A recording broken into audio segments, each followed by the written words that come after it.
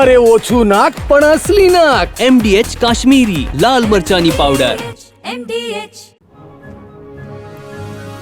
રાજ્યમાં ગગડ્યો તાપમાનનો પારો. વેસ્ટર્ન ડિસ્ટર્બન્સથી ઉત્તર ભારતમાં ભારે હિમવર્ષા થતા ઠંડા પવનો ફૂંકાતા ગુજરાતમાં ઠંડી વધી. લઘુત્તમ તાપમાન દાહોદમાં 8 ડિગ્રી નોંધાયું. વડોદરા અને અમરેલીમાં 11.2 ડિગ્રી ઠંડી અનુભવાઈ. જૂનાગઢ અને મહુવામાં 12.5 ડિગ્રી પહોંચ્યો પારો. 2 દિવસ બાદ રાજ્યમાં વધશે ઠંડીનો ચમકારો. ઠંડીને લઈ હવામાન વિભાગે કરી છે આગાહી. 48 કલાક બાદ તાપમાનમાં થઈ શકે છે ઘટાડો. 48 કલાક બાદ તાપમાનમાં 2 થી 3 ડિગ્રીનો થઈ શકે છે ઘટાડો. આગામી 7 દિવસ સુધી વાતાવરણ સૂકું રહેશે. આવનારા 48 કલાક સુધી વાતાવરણમાં નહીં થાય કોઈ ફેરફાર.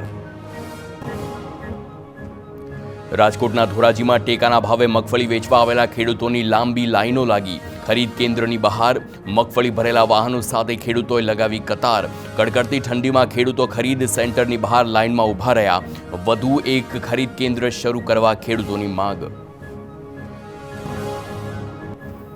ભરૂચના અંકલેશ્વરના સાજોદ ગામે નહેર ઉભરાતા ખેતરોમાં પાણી ઘૂસ્યું.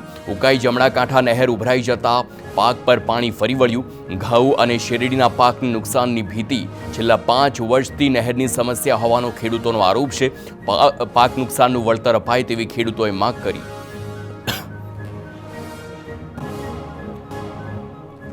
નેશનલ હેરાલ્ડ કેસ મામલે રાજકોટમાં કોંગ્રેસનો ઉગ્ર વિરોધ. બેનરો અને સૂત્રોચ્ચાર સાથે વિરોધ પ્રદર્શન કર્યું.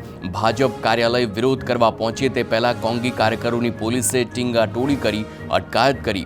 કોંગ્રેસના કાર્યકર્તાઓએ પોલીસ વચ્ચે ઝપાઝપી થઈ. 50થી વધુ કાર્યકરોને ડિટેન કરવામાં આવ્યા.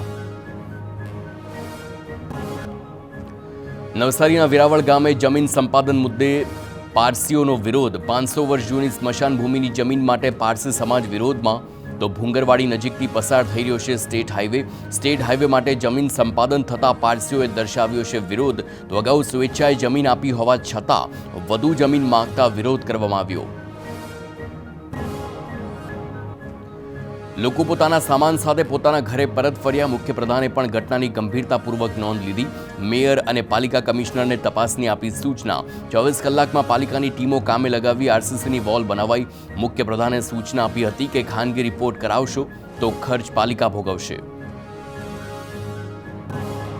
MDH ચણા મસાલા. હવે છોલા હોય કે ચોળા, સફેદ ચણા હોય કે કાળા ચણા, બધું મજેદાર બનશે. MDH